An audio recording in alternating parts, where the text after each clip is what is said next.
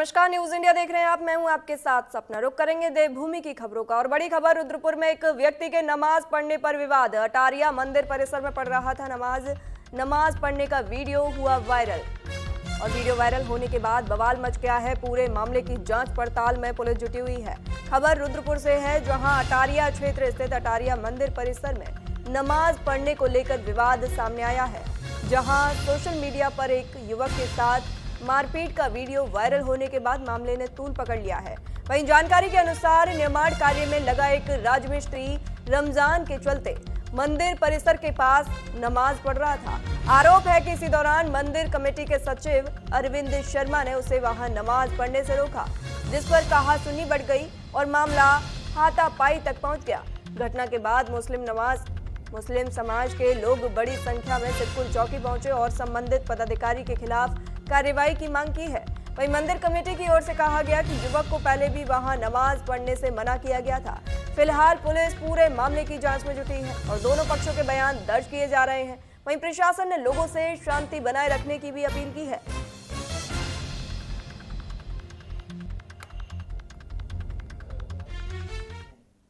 कि नमाज कोई आज पहली बार नहीं पढ़ी जा रही थी। पहली बात तो यह है कि यहाँ पे जो हमारा पंतनगर का एरिया है, इससे इधर कुछ है ही नहीं, ना कोई मुस्लिम व्यक्ति है, ना यहाँ कोई मजार है, ना कोई ईदगाह है, कुछ नहीं है ऐसा। और बगल में उसके बाहर मजार, मतलब आपका नमाज पढ़ने के लिए मस्जिद है। तो वो आदमी 3 दिन हो गए उसको नमाज पढ़ते हुए। एक दिन उसको मना किया गया, नहीं माना। दूसरे दिन मना किया गया, मेरे कर्मचारी से उसने गाली गलौज की। तीसरे दिन भी मैंने उसको पहले 2 बार मना किया, वो नहीं माना। फिर मैंने उसको उठा के भगाया वहां। खुदा का नाम लेने में क्या दिक्कत है? अरे भाई, खुदा का नाम लेना कोई गलत बात नहीं है, ठीक है। मुझे अपने धर्म की पूजा करने की पूरी छूट है, उसको नमाज पढ़ने की छूट है, लेकिन किसी के घर में नहीं पढ़ेंगे आप नमाज। हमने प्रभारी जी से मुलाकात हुई है हमारी। हमने उनसे एफआईआर लिखने के लिए बोला और उन्होंने हमें आश्वासन दिया एफआईआर लिखेंगे। अभी हम शाहिद भाई को मेडिकल के लिए भेज दिया है। मेडिकल से आने के बाद एफआईआर होगी उस पर और वो कार्रवाई करेंगे। उन्होंने हमें आश्वासन दिया है पूरा। देखिए, बहुत ही शर्मनाक घटना है। एक बुजुर्ग व्यक्ति को जो रमजान में अपनी नमाज अदा वहां कर रहा है, उसके साथ धक्की मुक्की करी जा रही है, उसको मारा जा रहा है, गालियां दी जा रही है माँ बहन की। अरविंद शर्मा जी से मैं ये पूछना चाहूंगी, उनके घर में माँ बहन नहीं है क्या? तो इस तरीके से वो माँ बहन की खुलेआम गालियां दे रहे हैं। शायद माँ बहन उनके घर में नहीं होंगी, तभी खुलेआम गालियां बकते फिर रहे हैं वो। अगर आपको इतनी दिक्कत थी तो आप यहाँ आते ना। शासन प्रशासन बैठा हुआ है, उसके लिए कानून है, पूरे कार्रवाई हो सकती थी। साहब, मैं वहाँ नमाज पढ़ रहा था। जैसी नमाज पढ़ के मैंने सलाम नहीं फेरा, इतनी देर में वो आते खैर उन्होंने मेरे ऊपर डंडे बजाना शुरू कर दिए। मैंने सलाम फेर के मैं हटा तो मैंने क्या बात बोले, भाई नमाज क्यों पढ़ रहा? तो मैंने भाई साहब, मैं अब तुम्हारे हाथ जोड़ रहा हूँ, मैं यहाँ चला जा रहा हूँ।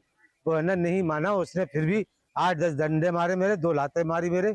आपने वीडियो खुद देखी होगी, उसमें वीडियो में आपको खुद दिख रहा होगा क्या चीज है, समझे नहीं? वो पहुंचा मेरी शर्ट पे ही पहुंचा। वहां आगे जाकर आप लोग बिरादर वालों को उन्होंने गाली भी दी। बोला यहाँ मस्जिद बना रहे हो, क्या कर रहे हो तुम? बोले तुम यहाँ कट बोल लो। उन्हें इस तरीके से बोला वो। फिर उन्हें तुम्हारे जैसे मुझसे नारा भी लगवाया। नहीं लगा रहा था तो वो मुझे नहर में ले आकर उठाने के चक्कर में था। नहीं, मैं नहर में डाले दे रहा हूँ, उसको मारे दे रहा हूँ जान से। और पूरे मामले की जांच पड़ताल में पुलिस जुटी हुई है और रुद्रपुर में एक व्यक्ति के नमाज पढ़ने पर यह विवाद शुरू हुआ। वहीं पुलिस भी पूरे मामले की जांच पड़ताल में जुट गई है। आपको बता दें, उस व्यक्ति को पहले भी नमाज पढ़ने से मना किया गया था, उसके बाद भी वह वहां नमाज पढ़ रहा था। वहीं संबंधित पदाधिकारी के खिलाफ भी कार्रवाई की मांग की गई है। वहीं मंदिर कमेटी की ओर से कहा गया है कि युवक को पहले भी वहां नमाज पढ़ने से मना किया गया था। फिलहाल पुलिस पूरे मामले की जांच में जुटी है और दोनों पक्षों के बयान भी दर्ज किए जा रहे हैं। प्रशासन ने लोगों से शांति बनाए रखने की अपील की है। अटारिया मंदिर के पास ये नमाज पढ़ने का वीडियो वायरल हुआ है, जिससे सोशल मीडिया पर जमकर बवाल मचा हुआ है। पूरे मामले की जांच पड़ताल में पुलिस प्रशासन जुट गया है और आगे की कार्रवाई की जा रही है। आपको बताते चलें कि घटना के बाद मुस्लिम समाज के लोग बड़ी संख्या में सिटकुल पुलिस चौकी पहुंचे और संबंधित पदाधिकारी के खिलाफ कार्रवाई की मांग भी की है। वहीं मंदिर कमेटी की ओर से ये कहा गया है कि युवक को पहले भी वहां नमाज पढ़ने से मना किया गया था। फिलहाल पुलिस पूरे मामले की जांच में जुट गई है और दोनों पक्षों की ओर से बयान भी दर्ज किए जा रहे हैं। ये नमाज पढ़ने का वीडियो वायरल हो गया है, जिस पर काफी बवाल मचा हुआ है। पूरे मामले की जांच पड़ताल की जा रही है। आपको बता दें उधम सिंह नगर के रुद्रपुर का ये वीडियो है, जहां एक व्यक्ति के नमाज पढ़ने पर विवाद शुरू हो गया।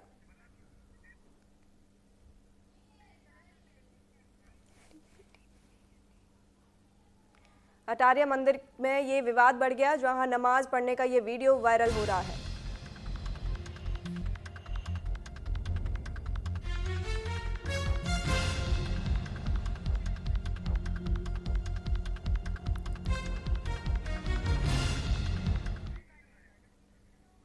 और अगली बड़ी खबर, हरिद्वार में बोर्ड परीक्षा में फर्जीवाड़ा का खुलासा। 8 मुन्ना भाई और मुन्नी बहन हुए गिरफ्तार। हाई स्कूल के हिंदी पेपर के दौरान पकड़े गए। उत्तराखंड बोर्ड की हाई स्कूल परीक्षा के दौरान हरिद्वार में नकल और इमोशंस का मामला सामने आया है, जहां राजकीय इंटर कॉलेज सलेमपुर केंद्र पर हिंदी विषय की परीक्षा में असली परीक्षार्थियों की जगह 8 फर्जी अभ्यर्थी, 4 छात्राएं और 4 छात्र परीक्षा देने पहुंचे थे। केंद्र पर तैनात कक्ष निरीक्षकों की सतर्कता से पूरा मामला उजागर हो गया। पुलिस ने सभी आरोपियों को हिरासत में लेकर आगे की कार्रवाई शुरू कर दी है और पुलिस ने जांच पड़ताल के लिए स्कूल के प्रिंसिपल को भी गिरफ्त में ले लिया है। हरिद्वार में बोर्ड परीक्षा में ये फर्जीवाड़े का खुलासा हुआ है, जहां 8 मुन्ना भाई और मुन्नी बहन को गिरफ्तार किया गया है। बताते चलें कि हिंदी के पेपर के दौरान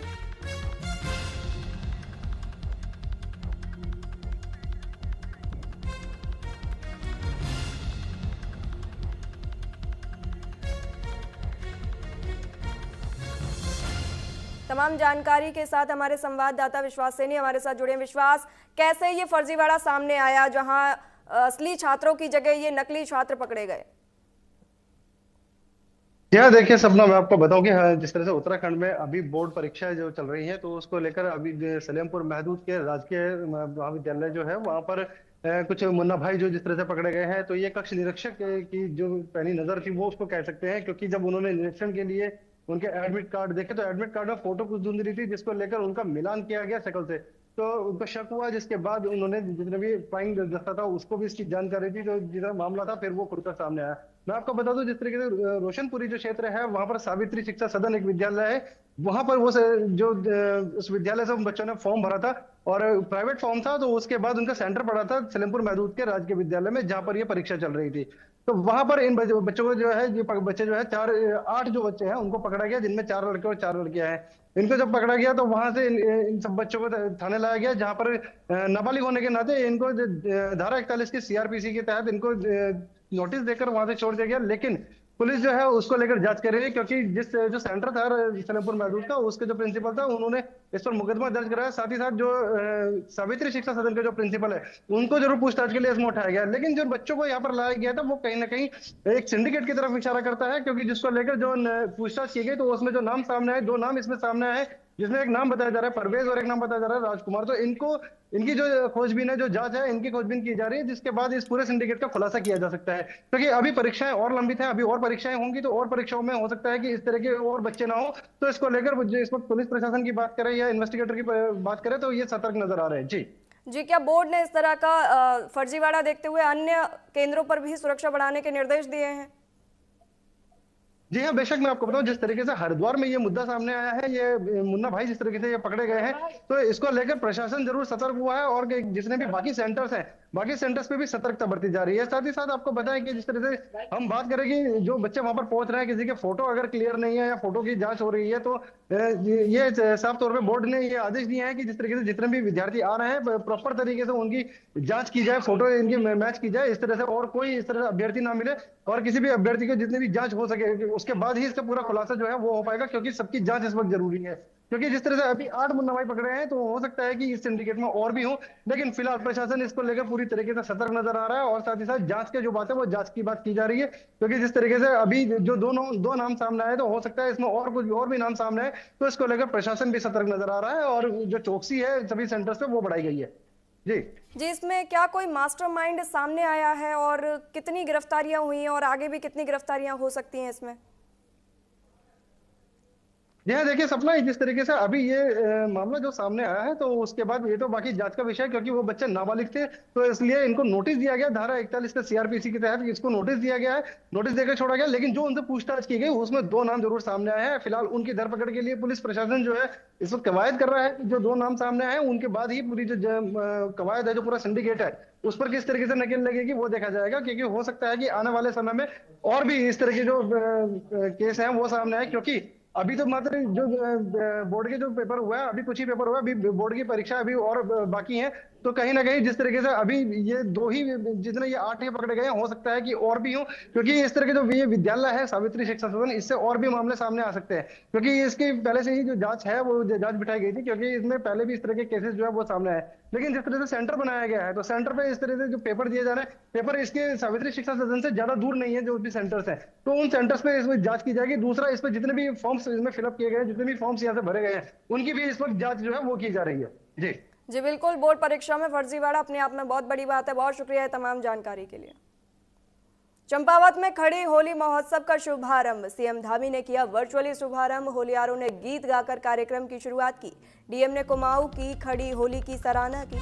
खबर उत्तराखंड के चंपावत जिले से है, जहां मुख्यमंत्री पुष्कर सिंह धामी ने वर्चुअली 2 दिवसीय खड़ी होली महोत्सव का शुभारंभ किया, जहां सबसे पहले होलियारों की ओर से शगुन गीत गाकर इसकी शुरुआत की गई और जिलाधिकारी चंपावत मनीष कुमार के साथ सभी गणमान्य लोगों ने संयुक्त रूप से दीप प्रज्वलित किया।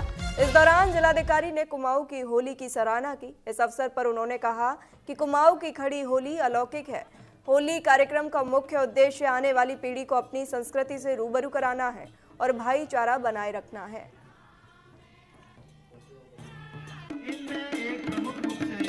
आप लोग साइड से फोटो खींचे, बीच में से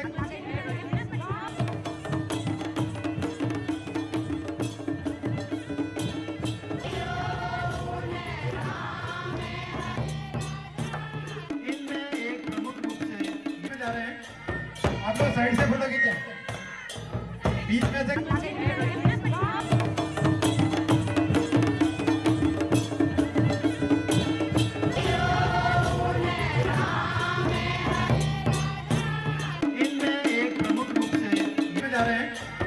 आप लोग साइड से फोटो खींचे, बीच में से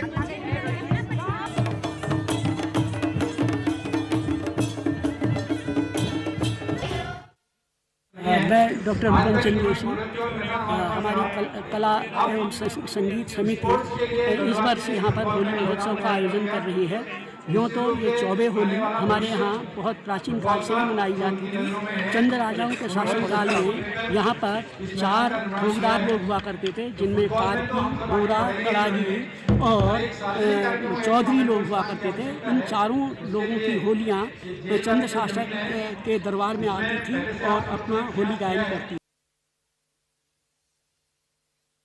2027 की तैयारियों को लेकर अखाड़ा परिषद की महत्वपूर्ण बैठक का आयोजन किया जाएगा, जहां मेला कंट्रोल भवन में मेलाधिकारी के साथ बैठक का आयोजन की जाएगी। सभी अखाड़ों के प्रमुखों को औपचारिक निमंत्रण भेजा जा चुका है। बैठक में कुंभ के अमृत स्नान, धर्म ध्वज फहराने सहित कई महत्वपूर्ण बिंदुओं पर भी चर्चा होगी। ये बैठक कुंभ की भव्यता और सुरक्षा सुनिश्चित करने के लिए अहम मानी जा रही है। इससे पहले अखाड़ा परिषद के साथ मुख्यमंत्री पुष्कर सिंह धामी भी एक बैठक कर चुके हैं, जिसके बाद सभी अखाड़ा परिषद की ओर से कुंभ की दिव्यता और भव्यता को लेकर कवायद भी शुरू कर दी गई है। जिला प्रशासन भी कुंभ तैयारियों में तेजी ला रहा है। ये बैठक कुंभ मेला की सफलता की दिशा में एक बड़ा कदम साबित होगी।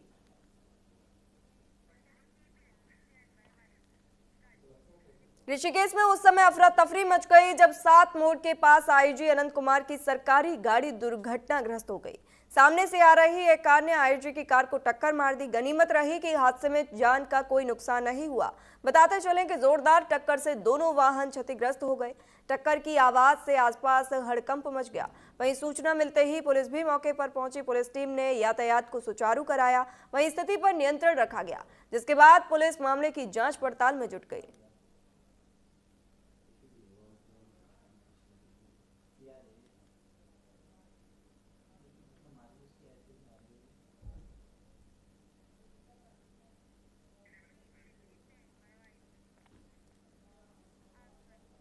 खबरों में आगे बढ़ेंगे। हल्द्वानी में रेलवे भूमि अतिक्रमण मामले पर सुप्रीम कोर्ट ने स्पष्ट कहा कि जिस जमीन पर लोग रह रहे वह रेलवे की है और उसका उपयोग किस तरह किया जाएगा यह तय करने का अधिकार रेलवे के पास है। कोर्ट ने अपीलकर्ताओं की इस मांग को खारिज कर दिया जिसमें उसी स्थान पर पुनर्वास की बात कही गई थी। सुनवाई के दौरान चीफ जस्टिस ने कहा कि प्रभावित परिवार प्रधानमंत्री आवास योजना के तहत पुनर्वास के लिए आवेदन कर सकते हैं। कोर्ट ने माना कि वहां रहने वाले अधिकांश लोग आर्थिक रूप से कमजोर वर्ग यानी EWS श्रेणी में आते हैं और योजना का लाभ लेने के पात्र हो सकते हैं। कोर्ट ने नैनीताल के कलेक्टर और हल्द्वानी के अधिकारियों को भी निर्देश दिए हैं कि वे पात्र लोगों को प्रधानमंत्री आवास योजना के आवेदन फॉर्म उपलब्ध कराएं और प्रक्रिया को आसान बनाएं ताकि लोगों की रोजी रोटी प्रभावित ना हो।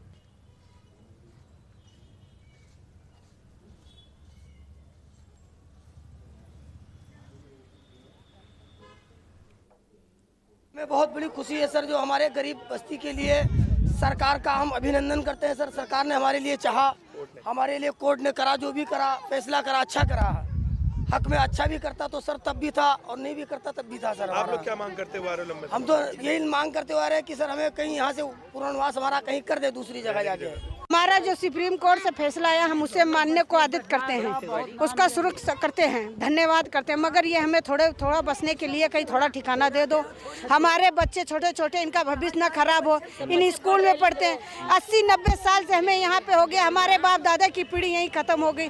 हम इसलिए झुग्गी झोपड़ी में रह रहे कि हमारे इतनी संपत्ति नहीं जो हम अपना मकान बना लें। हमारे न जगह है न जमीन है। हमारी हल्द्वानी कितना नाम रोशन हो रहा है। नंगे को कपड़ा देते, भूखे को खाना देते, हमें जगह नहीं मिली थी बैठाने के लिए। अब मिल जाएगा। जवान जवान लड़की है, बेटी मिल जाएगा तो आपकी मर्जी है, बैठ जाएंगे जो हमें छत मिल जाएगी। पूरा क्षेत्र में यहाँ मौजूद है जहाँ कई समय से अतिक्रमण को लेकर यहाँ पर चर्चित रहे और सुप्रीम कोर्ट का आदेश कई समय से यहाँ टलते रहा, लेकिन आज सुप्रीम कोर्ट का आदेश आ चुका है। जहाँ पे आज यहाँ पे सुप्रीम कोर्ट का आदेश में जारी किया है कि 19 मार्च से 29 मार्च तक सर्वे किया जाएगा और हटाए जाने का यहाँ प्रकरण शुरू होगा। कहीं पे सर्वे किया जाएगा जहाँ सर्वे में प्रधानमंत्री आवास जिनको देने लायक होगा उनको पुनर्वास वहाँ पर दिया जाएगा और बाकी का जिस तरह से अतिक्रमण हटाए जाने का आदेश आ रखा है वो हटेंगे। लेकिन यहाँ पर बात है मुद्दे की कि यहाँ पर कितने लोगों को प्रधानमंत्री आवास दिया जाएगा। यहाँ के लोगों का जो कहना है हमें एक छोटा सा जमीन का टुकड़ा दे दे, हम अपने गुजर बसर कर लेंगे और सुप्रीम कोर्ट का सरकार का जो भी आदेश है हम उसको नतमस्तक होके उसको हम अपनाएंगे और धन्यवाद कर रहे हैं और सुप्रीम कोर्ट का भी और प्रधानमंत्री का भी कि हम उनको रहने के लिए पुनर्वास दिया जाएगा और वहीं पर जारी हो रहा है कि प्रधानमंत्री आवास जारी किया जाएगा। हल्द्वानी से मैं हूँ Anjali Pant, news India. Haridwar GST दफ्तर में विजिलेंस टीम ने 20,000 रुपए की रिश्वत लेते डाटा क्लर्क को रंगे हाथों गिरफ्तार किया है। आरोप है कि बंद हो चुकी एक कंपनी के टैक्स सेटलमेंट के नाम पर रकम मांगी गई थी। शिकायत मिलने के बाद विजिलेंस ने ट्रैप बिछाया और कार्यालय के अंदर ही कार्रवाई को अंजाम दिया। जानकारी के अनुसार बंद कंपनी के टैक्स निस्तारण के मामले में डाटा क्लर्क प्रमोद सेमवाल ने पीड़ित से 20,000 रुपए की मांग की थी। पीड़ित ने इसकी शिकायत सतर्कता अधिष्ठान से की। सत्यापन के बाद विजिलेंस टीम ने योजनाबद्ध तरीके से ट्रैप लगाया। तय योजना के तहत जैसे ही आरोपी ने कार्यालय परिसर में रिश्वत की रकम ली, टीम ने उसे मौके पर ही दबोच लिया। गिरफ्तारी के बाद आरोपी से पूछताछ की जा रही है। साथ ही ये भी जांच की जा रही है कि क्या इस मामले में किसी अन्य कर्मचारी या बड़े नेटवर्क की भी भूमिका है।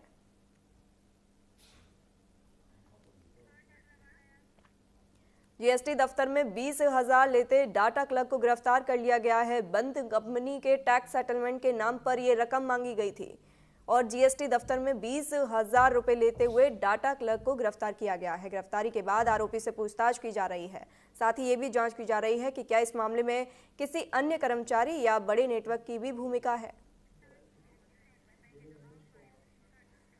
हरिद्वार में सिडकुल के IP2 क्षेत्र में सड़कों की बदहाली उद्योगों और हजारों कर्मियों के लिए बड़ी परेशानी बन गई है। औद्योगिक इकाइयों के अनुसार यहां 30 से 40 कंपनियों में काम करने वाले करीब 25 से 30 हजार कर्मचारी रोजाना आवाजाही में कठिनाइयों का सामना करते हैं। बारिश के मौसम में स्थिति और गंभीर हो जाती है, जिससे उत्पादन प्रभावित होता है और उद्योगों को आर्थिक नुकसान भी उठाना पड़ता है।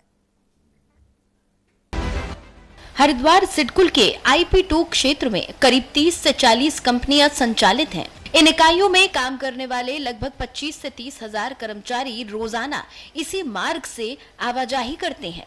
बारिश के मौसम में स्थिति और गंभीर हो जाती है, जिसको लेकर उद्योग प्रतिनिधियों का कहना है कि ये क्षेत्र सरकार को भारी राजस्व देता है, इसके बावजूद बुनियादी सुविधाओं की ओर ध्यान नहीं दिया जा रहा। समस्या को लेकर प्रशासन और जनप्रतिनिधियों को अवगत कराया गया है, लेकिन अब तक स्थायी समाधान नहीं हो पाया है। कर्मचारी देवेंद्र सिंह रावत ने बताया कि बारिश के दिनों में दौसा चौक से लेकर शिवम ऑटो तक सड़क की हालत इतनी खराब हो जाती है कि पैदल चलना भी मुश्किल हो जाता है। जगह जगह गहरे गड्ढे बन जाते हैं और कई जगह पर 4 फीट तक पानी भर जाता है। रोजाना 20 से 25 हजार मजदूर इस क्षेत्र में काम करने आते हैं, लेकिन ना तो वो फुटपाथ का इस्तेमाल कर पाते हैं और ना ही सड़क का। बारिश के समय कर्मचारियों की अनुपस्थिति बढ़ जाती है। महिलाओं की सुरक्षा भी बड़ी चिंता है, क्योंकि क्षेत्र में पर्याप्त स्ट्रीट लाइट और पुलिस व्यवस्था नहीं है। कई बार छेड़खानी और विवाद की घटनाएं सामने आती रहती हैं। इस संबंध में प्रशासन को जानकारी दी गई है, लेकिन अब तक कोई ठोस समाधान नहीं हुआ। क्या नाम है आपका? सर मेरा नाम देवेंद्र सिंह रावत है। सर बरसात के दिनों में इस रोड का ये आलम है कि आप डेंसो चौक से लेकर ये जो शिवम ऑटो है, यहाँ पे आपका चलना दुश्वार हो जाता है। रीजन भी कि यहाँ पे 3-3 फीट के गड्ढे हो जाते हैं, 4-4 फीट में पूरा पानी भर जाता है।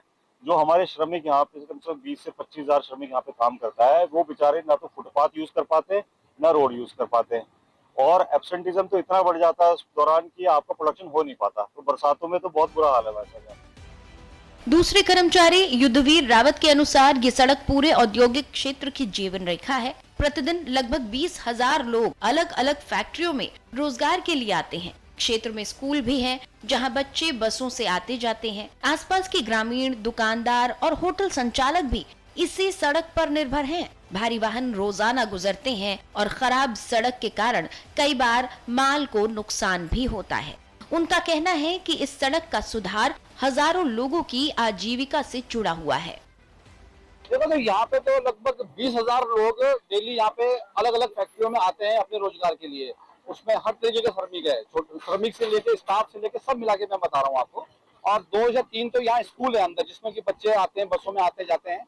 और ग्रामीण तो है ही, बल्कि पीछे गांव है, गांव के लोग आते हैं, प्लस छोटे मोटे यहाँ पे दुकानदार हैं, होटल वाले हैं, वो सारे हैं। मतलब बेसिकली ये पब्लिक रोड है और ये बहुत लाइफ लाइन है ये रोड, मतलब इन लोगों के लिए जिनका मैंने आपको बताया।